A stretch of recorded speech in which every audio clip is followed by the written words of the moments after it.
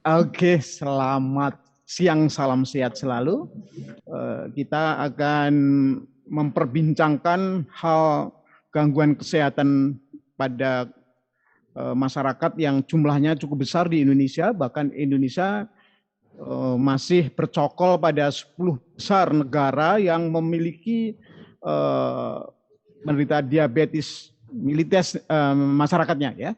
Jadi akan kita bahas nanti secara ringan saja supaya kita terasa nyaman ya, tidak stres karena pada siang-siang hari begini biasanya lebih banyak ngantuknya.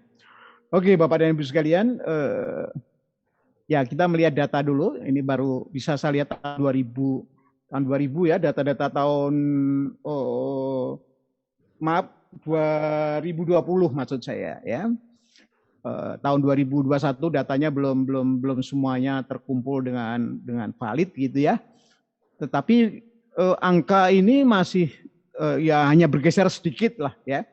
Kalau tahun 2019 kemarin masih pada peringkat yang keenam, sekarang sudah bergeser ya karena kesadaran masyarakat Indonesia untuk lebih banyak kontrol, lebih banyak untuk bisa mengendalikan diabetes sehingga ini data ini agak menurun, tetapi masih merupakan ini ya tentatif ini ya karena kembali lagi di dalam kasus diabetik ini ada suatu fenomena gunung es ya, artinya kemungkinan lebih banyak mereka yang tidak terdaftar ya, atau terrecord oleh data-data di eh, ya balai kesehatan ataupun balai resmi statistik maupun dari pengamatan para ahli epidemiologi. Oke, Bapak dan Ibu sekalian, karena data yang kita lihat di sini, kita masih bertengger pada peringkat ketujuh ya, Bapak dan Ibu sekalian, di bawah Jepang gitu ya. Saya tidak akan membahas untuk negara-negara lain, kita konsentrasi aja di Indonesia. Dan yang cukup unik Bapak dan Ibu sekalian, dari pengamatan kita mengenai masalah epidemi ya, saya anggap begitu aja. Tapi ini karena penyakit-penyakit degeneratif ya Bapak dan Ibu sekalian, memang agak-agak rumit memasukkan dalam kategori. Tetapi ternyata ada keterkaitan pada tingkat kemakmuran masyarakat dengan para penderita diabetik ini ada keterkaitan walaupun tentunya bukan paralel ya. Ada beberapa negara yang makmur juga para penderita diabetesnya juga sangat sedikit, itu juga ada ya. Tetapi untuk Indonesia ini seiring dengan adanya kemakmuran masyarakat, ternyata kasus diabetik itu meningkat ya. Apalagi ada istilah yang mungkin banyak dipopulerkan oleh para ahli epidemiologi bahwa ada istilah diabetik metabolik ya. Ini mungkin tahun-tahun 90-an ya, itu tidak dikenal, tidak didengar istilah itu ya. Itu ya baru populer tuh setelah tahun 2000 ke atas itu ya, ada istilah diabetes metabolik ya.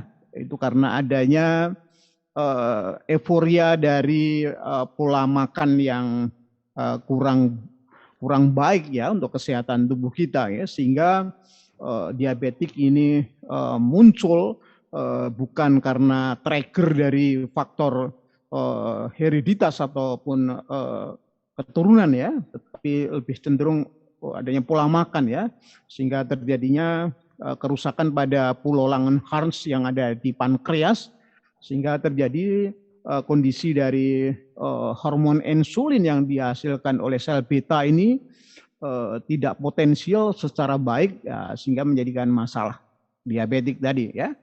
Tapi sekali lagi Bapak dan Ibu sekalian, tapi tidak akan saya bahas secara spesifik mendetail ya, karena ini kita diskusi yang ringan saja ya, lebih nyaman aja. Oke Bapak dan Ibu sekalian.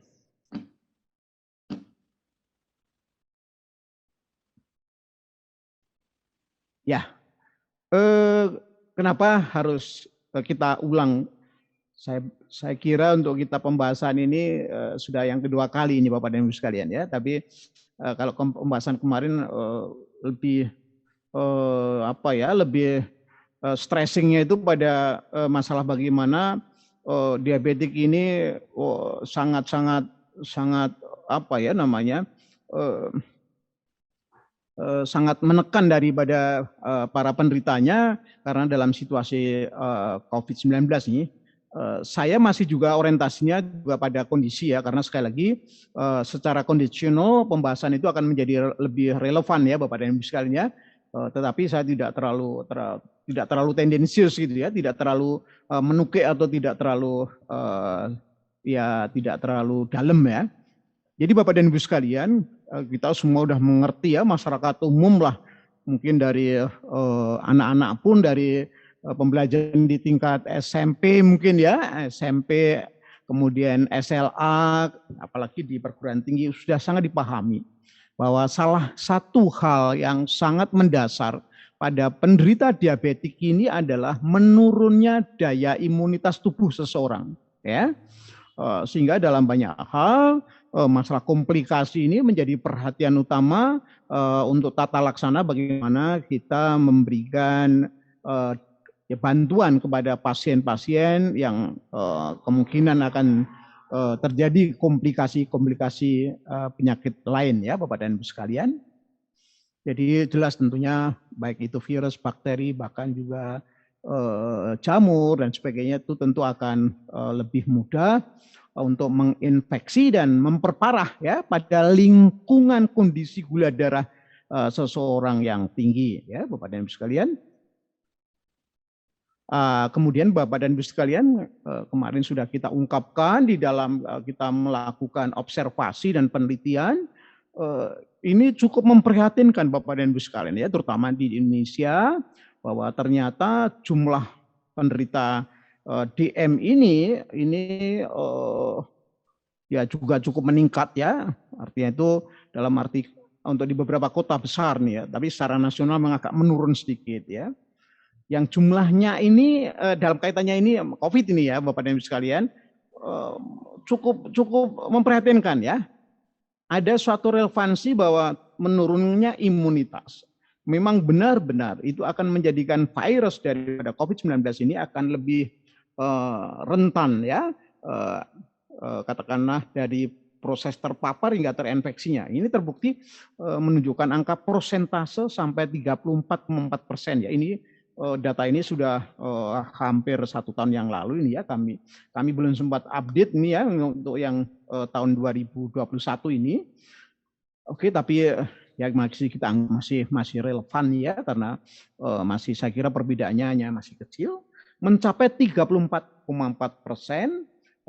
dari mereka yang memiliki komorbid diabetes ini masuk ke dalam kondisi di mana seseorang terinfeksi, dan nanti datanya juga cukup memprihatinkan juga. Ternyata yang kemudian berlanjut ya dari gejala awal hingga kemudian terjadi peningkatan atau keparahan yang kemudian harus dirawat di ICU maupun juga perawatan secara khusus dengan COVID ini memiliki angka yang cukup tinggi. Nanti kita lihat datanya Bapak dan Ibu sekalian. Kemudian kita bicara ini Bapak dan Ibu sekalian, para ahli untuk Centers of Disease Control and Prevention ya, CDC ini juga menyatakan ya, bahwa masalah bahwa penderita diabetes ini tentunya memiliki risiko dan terjadinya komplikasi ketika seseorang mengalami infeksi dari coronavirus ya. Demikian juga dari IDF ya, International Diabetes Federation itu juga menyatakan bahwa mereka yang terinfeksi pada penderita diabetes ya ini akan memiliki kemungkinan lebih banyak terjadi komplikasi ya. Artinya itu komplikasi yang tadinya sudah ada mungkin juga akan berkembang lebih lanjut karena dengan adanya fluktuasi kadar gula darah ini memang memungkinkan dari berbagai penyakit akan lebih meningkat intensitas keparahannya. Sisi yang lain mungkin juga akan terjadi komplikasi baru ya. Oleh karena itu pengamatan kemudian tata laksana untuk perawatan dari mereka-mereka yang diabetesnya cukup serius ya, ini juga memerlukan ekstra untuk observasinya. Oke, kita lanjut Bapak dan Ibu sekalian. Kemudian dari American Diabetic Association yaitu ADA atau EDA itu menyatakan salah satu hal yang kita ketahui terjadinya ketoasidosis ya, kondisi terbentuknya banyaknya keton di dalam peredaran darah, karena sekali lagi gula darah tidak bisa diuraikan atau katakanlah ditransformasikan menjadi energi, maka akan terbentuk keton yang berlebihan. Nah, ingat dalam ini Bapak dan Ibu sekalian, seseorang yang memiliki tingkat ketoasidosisnya tinggi ini juga akan memudahkan berbagai macam kondisi kesehatan akan terganggu. Nah, ini kita ingat Bapak dan Ibu sekalian, kita berkali-kali ya, tidak hanya sekali ya, kita melakukan demo bahwa produk NG2 Kencona kita ini memiliki kandungan mineral yang sangat luar biasa ya. Bahkan ketika kita membandingkan dengan cairan elektrolit ya, atau cairan isotonik ya, yang sangat terkenal di Indonesia, bahkan itu merupakan suatu produk lisensi dari Jepang ya, itu ya alhamdulillah, puji Tuhan Bapak dan Ibu sekalian, produk kita tidak kalah gitu ya. Artinya itu dari indikasi kandungan mineralnya ya, dengan demikian ini akan sangat membantu dalam situasi seseorang mengalami kondisi ketoasidosis ya, untuk bisa menetralkan keasaman darah seseorang yang penderita diabetes tadi ya. Oke, kita lanjut Bapak dan Ibu sekalian. Nah, ini ketoasidosis ini Bapak dan Ibu sekalian, ini juga diketahui dari berbagai pelaksanaan untuk tata laksana kita melakukan intervensi medis pada para penderita diabetes ini, ternyata ya mempersulit ya ketika seseorang mengalami sepsis ya. Artinya sepsis terjadi suatu infeksi ya, baik itu mungkin dari yang lama kemudian terjadi rekuren kambuh kembali atau yang baru gitu. Ini ternyata ada tingkat kesulitan tertentu ya. Kenapa? Dalam situasi asam Bapak dan Ibu sekalian, darah kita itu lebih ada semacam apa ya, tingkat kesulitan tertentu, beberapa obat untuk dia memiliki efikasi yang lebih efektif ini yang agak terganggu ya. Oke Bapak dan Ibu sekalian, data yang meninggal ya oleh karena adanya komorbid diabetik ini cukup memprihatinkan Bapak dan Ibu sekalian ya. Ini datanya itu mencapai 7% ya Bapak dan Ibu. Sedangkan kalau misalnya mereka tidak disertai atau mungkin adanya komorbid yang lain ya, datanya itu hanya sekitar 0,9%, jadi cukup jauh ya. Jadi ini menunjukkan bahwa kemungkinan terjadinya mortalitas bagi mereka yang memiliki permasalahan diabetes dan terinfeksi COVID-19 ini memiliki ya kecenderungan yang lebih tinggi ya. Dan ini cukup signifikan ya, karena angka perbandingannya cukup jauh ya, 0,9% dengan 7%. Karena itu mohon hal ini menjadi perhatian, dan ini betul-betul data ini dilakukan penelitian secara nyata di lapangan ya Bapak dan Ibu sekalian. Ini dilakukan di Cina kepada beberapa bulan yang lalu ya Bapak dan Ibu sekalian. Oke, kita lanjut Bapak dan Ibu sekalian. Ya, ini sedikit kita berikan gambaran bagaimana komplikasi kronik ya atau menaun dari penderita diabetes ini ya. Oke, kita bagi dua ya. Ada dari komplikasi yang sifatnya makroangiopati ya, ini misalnya pada organ-organ yang besar ya, misalnya pada otak ini ya, diabetes ini jelas sekali ya, sangat dekat sekali dengan kasus stroke ya. Mereka yang bermasalah dengan komplikasi stroke ini ya. Dan angkanya juga cukup menyeramkan Bapak dan Ibu sekalian. Jadi risiko dari 2 sampai 4 kali lipat terserang stroke ya bagi mereka-mereka yang memiliki permasalahan diabetes yang kronis ya.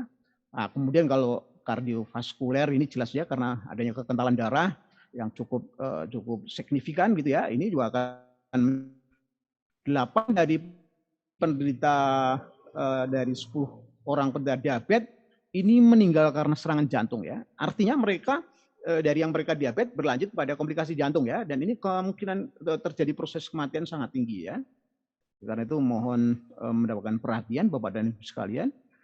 Kemudian masalah peripheral arterial disease ya, ini 2 dari 10 akan menjalani amputasi. Ini sesuatu ancaman yang sangat menakutkan ya. Dan Bapak dan Ibu sekalian, di Indonesia angkanya masih cukup tinggi ya. Kemudian dari aspek untuk mereka yang mengalami komplikasi kronik dari tinjauan mikroangiopati atau organ-organ yang relatif lebih kecil ya Bapak dan Ibu sekalian, seperti kasus diabetik retinopati misalnya ya, kebutaan ya. Jadi saraf-saraf retina mata ini mengalami kerusakan sampai terjadi kebutaan ya.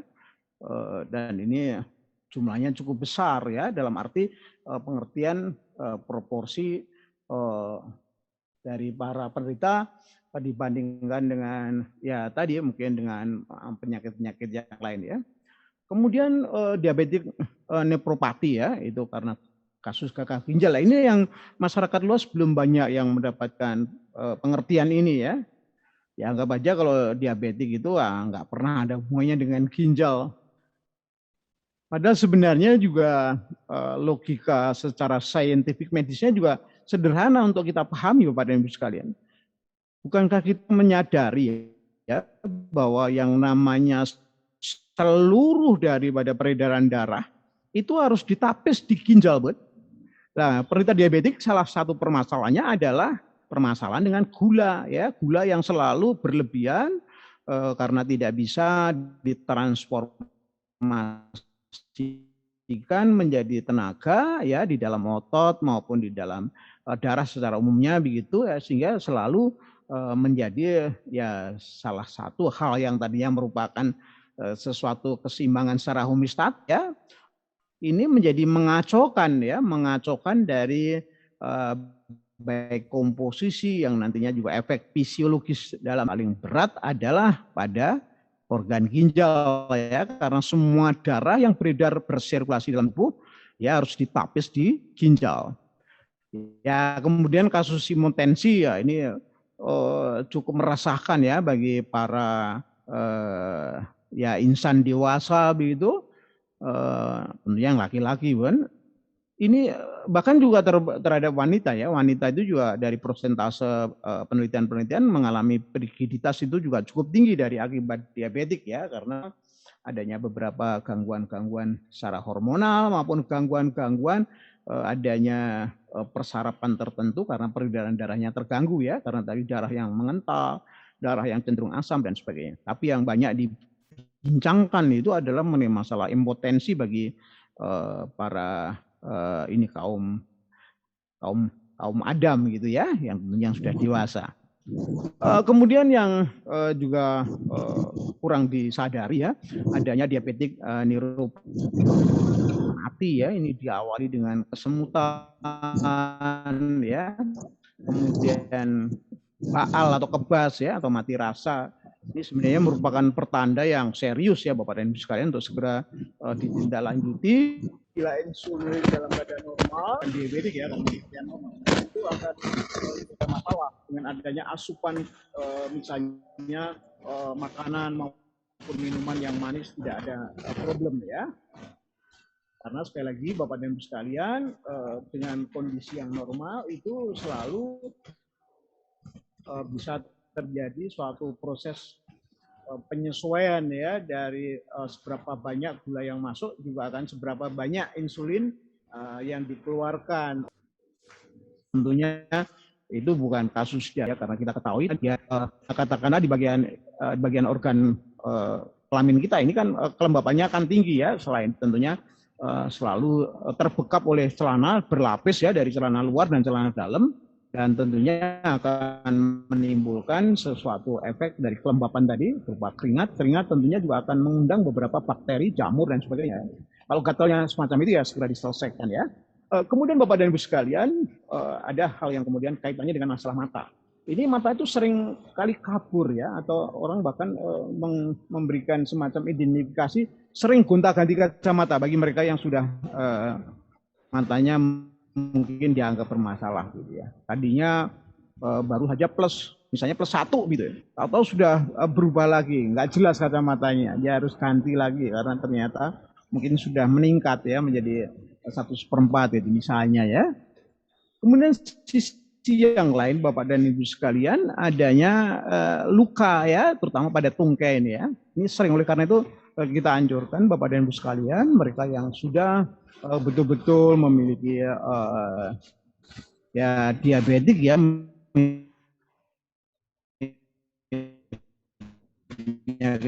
diabetik tentunya harus menggunakan serendal yang cukup aman dan dari mungkin benda-benda tajam atau yang bisa melukai. Ya. Lanjut Bapak dan Ibu sekalian. Ini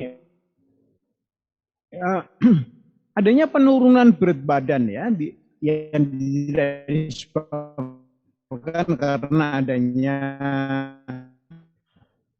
pekerjaan, saja kok turun terus berat ini juga merupakan indikasi ya. Banyak makan padahal ya. Minumnya juga lebih sering dibandingkan dengan orang normal ya, karena efisiensi daripada penyerapan nutrisi ini juga sangat terganggu ya.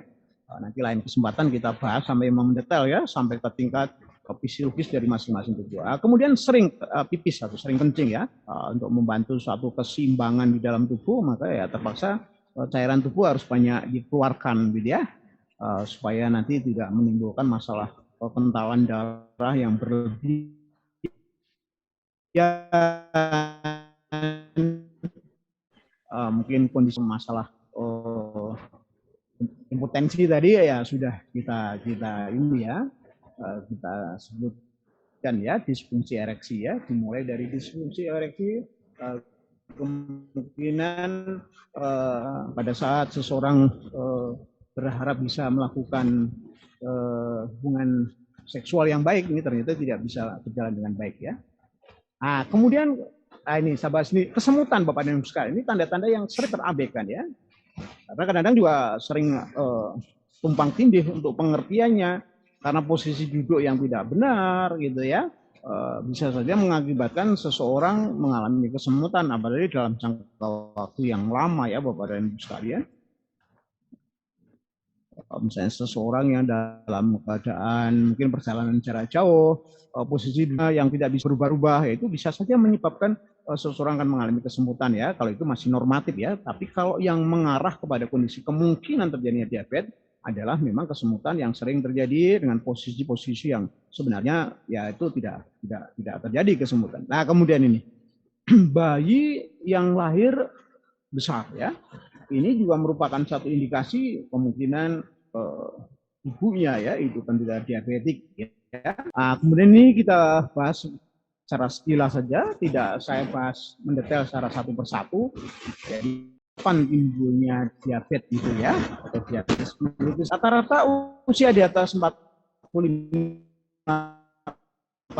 tapi ini sekarang sudah tidak berlaku. Tahun sudah terkena diabetes sudah banyak. Kemudian kegemukan ya, kalau indeks massa tubuhnya sudah di atas 23 kg per meter persegi ya, ini tentunya mohon untuk hati-hati. Apalagi kalau memang dari awalnya sudah diketahui bahwa secara herediter ya dari temurun keluarganya memang ada faktor ini tadi ya, faktor genetik atau keturunan ya, mohon hati-hati ya.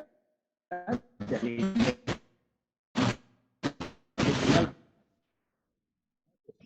ya darah tinggi ya atau hipertensi ya, mereka yang memiliki tensi selalu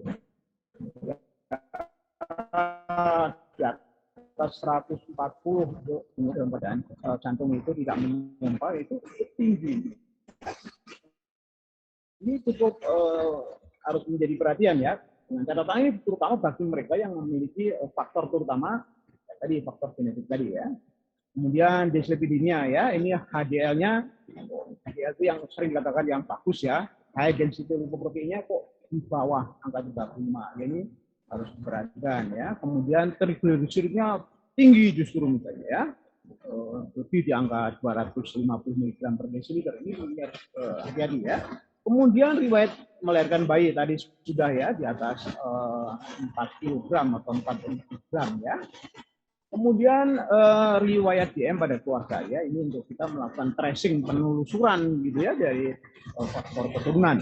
Kemudian dia tidak sehat ya pada berita yang dimana dia memiliki masalah gula, tapi dia makannya misalnya jarang sekali makan sayur dan buah ya yang banyak mengandung serat, ini tentu akan kondisinya menjadi tidak sehat ya. Kemudian ya tadi sudah kita jelaskan riwayat gangguan toleransi glukosa ya, karena dia memang berita ada faktor ya keturunan atau yang tadi pola makan tadi. Kemudian penyakit jantung koroner, stroke dan sebagainya. Tentunya kalau sudah memiliki kasus itu, nah ini sekarang berbalik ya. Artinya dari sisi yang lain kalau lebih dulu gangguan jantung koroner yang mendahului atau sering mendahului, ini harus hati-hati dengan cara diabetes ya. Mereka yang memiliki risiko tinggi tadi dianjurkan untuk melakukan pemeriksaan gula darah yang untuk bertujuan ini untuk screening ya, atau lebih jauh melakukan semacam kewaspadaan ya. Supaya apa? Nanti dari awal itu penanganannya lebih bisa kita lakukan ya. Sehingga demikian baik itu secara ekonomis maupun juga kemudahan dalam penanganan itu tentunya akan lebih baik dan lebih efektif ya.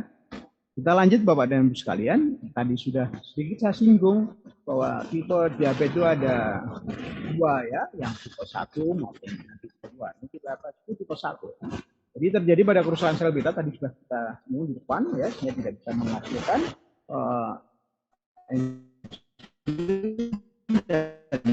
ini disebut dia mengalami dependent insulin ya, artinya tergantung kepada insulin seumur hidup ya. Kemudian lah tadi sudah sedikit saya singgung diabetes pada mereka yang sedang menjalani kehamilan atau gestasional diabetik ya. Dan itu nanti akan kembali normatif setelah habis melahirkan ya, bisa beberapa minggu sampai. Ya, oke. Tadi kita sudah pada penjelasan untuk diabetes tipe 2 ya, insulin artinya itu oke itu ya memang insulin memang dihasilkan ya, tetapi dia tidak bisa berfungsi secara baik di dalam tubuh. Kemudian tubuh menjadi kebal insulin, artinya apa ya tadi ya, ada karena faktor kegemukan tadi.